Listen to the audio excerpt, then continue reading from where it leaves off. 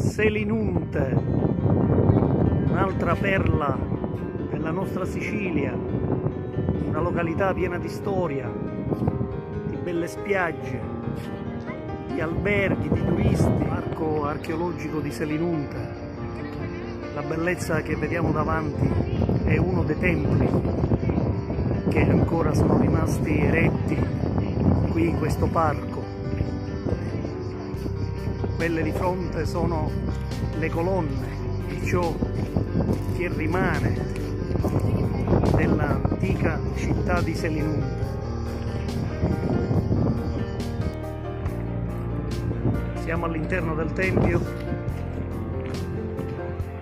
doveva essere immenso, un edificio davvero grande, ampio.